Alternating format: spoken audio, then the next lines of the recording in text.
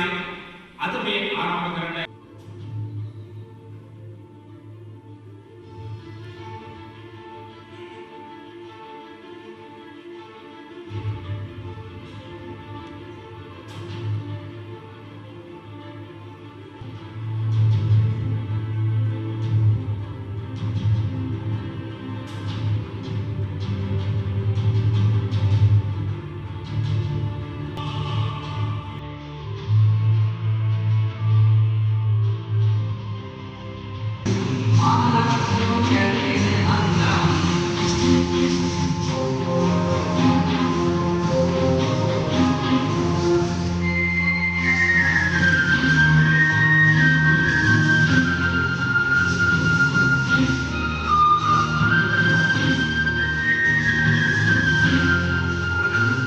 ඔබ සියලු දෙනාම අද මං හිතන්නේ ලොකු සංදිස්ථානයකට ආවා කිව්වොත් නිවැරදි. මගේ කාලය දැන් අවුරුද්දයි මාස 10යි හරියටම. මං හිතන්නේ අවුරුද්දයි මාස 10ක් තුල කෙටි කාලයක් තුල මම ලංකාවේ බොක්සින් වෙනස් කරා කිව්වොත් නිවැරදි. හැබැයි මං ඒක තනියම කරේ නැහැ. මගේ උපසභාපතිතුමා, ඒ වගේම ලේකම්තුමා, ඒ වගේම එක්සිකියුටිව් කමිටුවේ සියලු දෙනාම මේකට රුකුලක් වුණා. මම පොඩ්ඩක් මතක් කරන්න කැමතියි බොක්සින් ඇසෝසියේෂන් එකක් කියන්නේ මොකක්ද කියලා ඔයාලට දැනගන්න ඕනේ නම් මේ අවුරුද්දයි මාස 10 හොඳටම ඇති. ඉස්සර බොක්සින් වල ළමයේ ටුවර් එකක් යනකොට ළමයා දන්නේ මගේ කෝච් කවුද යන්නේ කියලා.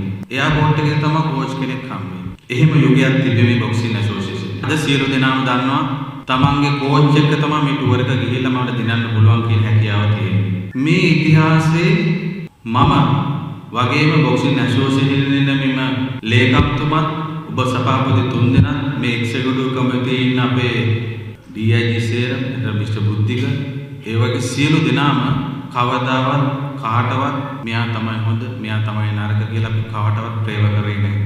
ඉතින් ඒක හින්දාම මං හිතන්නේ මේ වෙනකොට ළමයි 80කට වැඩිව මම ටුවර් යවලා තියෙනවා. ඉස්සර ලංකාවේ එක්කෙනයි ටුවර් එකට යන්නේ දෙන්නයි ඔයගොල්ලෝ. මගේ පෞද්ගලික ධනය වගේම හැම සියලු දෙනාගේම කැපවීමෙන් තමයි අද මේ තත්ත්වයට ඇවිල්ලා තියෙන්නේ. ඇත්තටම අපේ අධ්‍යක්ෂතුමනි අන්තිමේටම මම අපේ ළමයි 8 දෙනෙක් ඩුබායි පැවැත්වූ වර්ල්ඩ් රෑන්කින් ටුවර් එකට මම යවුවා. ඒකෙදි මාර මහන්සියක් ගත්තා. අපි සියලු දෙනා මා ඇතුළු සියලු දෙනාම. හැබැයි අපිට සත පහක් හම්බුන්නේ නැහැ එදා දවසේ මිනිස් එක හරහා. හැබැයි අපි ඒ ළමයි යවුවා. ඒ ළමයිගේ දක්ෂතාවයද දැක්කා.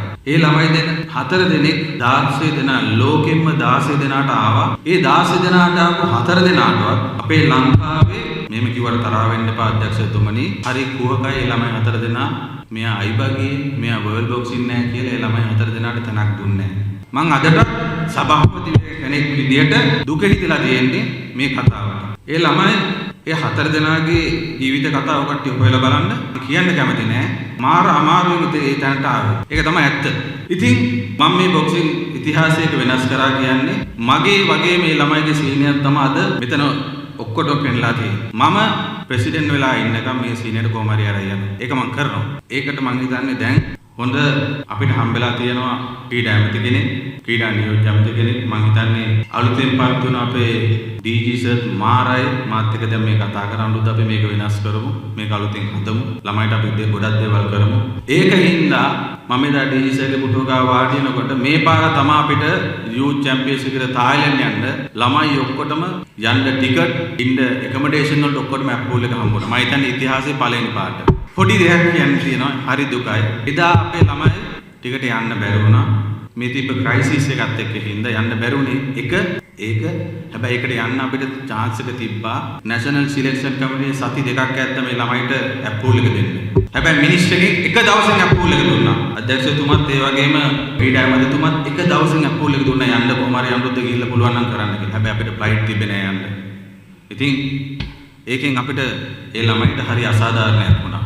ඔන්න ඔහම මිනිස්සුත් එක්ක අපි තමයි දුහන්න වෙලා තියෙන්නේ මේ රටේ. අපි හැලහැප්පීම් වලට බය නැහැ. හැලහැප්පීම් එක යන්න ආසයි. හැබැයි මම මේ පාරට මගේ කියලා මට හැමෝම එකයි. මෙතන අද ඉන්නවා ආමි, නේවි, පොලිස්, එයාර්ෆෝස් ඔක්කොම. හරි සන්තෝෂයි කියන්න. මේක ඕපනින් කරන්න මම ඇමතුමාගෙන් ඩේට් එක ගන්නකොට ඇමතුමා ගිහුවා අනුරුද්ධ අපිට පුළුවන් 10 වෙනිදා 4ට මං එන්න කියලා. මම මේ ඔක්කොටම කතා කරා. අපේ ළමයි මේ දවස්වල මා ඇතුළු උපසභාපති ඇතුළු ලේකම්තුමා ඇතුළු මේ හැමෝම මෙතන මේ හැම තීන්ද පාරක්ම තියෙන මේ ළමයිගේ මේ හැම දෙයක්ම තියෙන මේ ළමයිගේ මේ රින් එක පවා ගැහුවා අපේ ළමයි. අපි කවුරුත් හයර් කරේ නැහැ.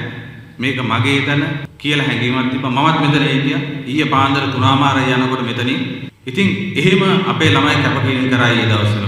මා ඇතුළු මමත් යනකොට ඊයේ පාන්දර 3:00 මෙහෙම කැපකිරීමක් කරේ Tamanටම කියලා දැනක් තියනවා දැන් කියලා. මට ළමයි කියනවා සර් මට අපිලට ඉස්සර බොක්සිං ගහන්න තියා බොක්සිං රින්නයක්වත් තිබ්බේ නැති ඇසෝසියේෂන් එකක් තමයි තිබ්බේ කියලා. ලක්ෂ 80ක් වටිනවා. ඉන්ටර්නැෂනල් බොක්සිං ඇසෝසියේෂන් අපිට ටැග් එකක් හම්බුනේ. මට මේක ලංකාවේ ක්ලියර් කරන්න ලක්ෂ 35ක් ගියා. මේ රින් එක. මේක ළමයි වෙනුවෙන්. මම ඇර යන දෙයක් නෙමෙයි. අද මේ තැන ළමයිට හම්බුනේ මං ඉතින් ඉතිහාසයේ පළවෙනි පාරට මෙහිම තැනක් බොක්සිං ඇසෝසියේෂන් එකේ තිබ්බේ නැහැ. අඩුම බොක්සිං ඇසෝසියේෂන් එකේ ඔෆිස් එකක් තිබ්බේ නැහැ. මේ හැමෝම මම හිතන්නේ මට වැඩිය අපේ ලේකම්තුමා අපේ අර්ජුන මහත්තයා තමයි මේ තම මේක ගන්න ඕනේ මේක කරන්න ඕනේ කියලා මාස 8ක් තිස්සේ ලියුම් විතරක්ම ගැහුවා මම හිතන්නේ 100කට වැඩි. ඒක තමයි ඇත්ත. එතකොට මේක පටන් ගන්න ඕනේ කියලා අපේ බොක්සිං කෝචින් සංගමේ සභාපතිතුමා අමිල අරවින්ද ඒ වගේම මිස්ටර් දසනායක ඒ වගේම මිස්ටර් ලහිරු අපි පටන් ගමු කොහොම හරි මේක කරන්න ඕනේ කියලා කිව්වා. දවස් 3යි තිබ්බේ මං හිතන්නේ අපේ ළමයිට ඊට අමතරව වැඩිම කියන්න ඕනේ අපේ යුද හමුදාවේ ඉන්න පොල්ලෝ ටික ඊරාක් මේ ගොඩක් පුතියුවා මාත් එක්ක. ඉතින් එහෙම කට්ටක් ආපු ළමයි ටිකක් ඉන්නේ අධ්‍යක්ෂතුමා. ඉතින් එහෙම ඉතිහාසයක් අවුරුදු 23ක් තිබ්බ ඉතිහාසය අද වෙනස් කරාම මම සභාපති හිටියත් නැතත් පුතේ අද ඔයාලට තැනක් තියෙනවා ඒක තමයි ඇත්ත. අද ඔයාලට ඔෆිස් එකක් තියෙනවා ඒක තමයි ඇත්ත. මිදිරියෙන් එන ඕනම සභාපති කෙනෙක්ට ඕනම ලේකම් කෙනෙක්ට කොන්දක් තියාගන්න පුළුවන් ඔෆිස් එකක් තියෙනවා. ළමයින්ට ට්‍රේනින් කරන්න පුළුවන් ලොකේෂන් එකක් දැන් තියෙනවා. ඉතින් මේක අපි හැදුවා අවුරුද්දයි මාස 10ක් ඇතුළත මා ඇතුළු අපේ බොක්සිං සංගමයේ සියලු දෙනාම. මම අප්‍රිකාවේ මම කරපු ඉන්න තමයි ලංකාවට ඇවිල්ලා කරේ. මම අප්‍රිකාවේ ගිහිල්ලා කෝච් කරලා අප්‍රිකාවේ 2019 2020 දී වෙස්ට් අප්‍රිකාවේම කප් එක අරන් දුන්නා ඒ රටට. එහෙම දෙයක් කළා තමයි ලංකාවට අද උදව් කරන්න මේ මං හදන්නේ. Pure Sports ක්‍රීඩාව වෙනුවෙන්ම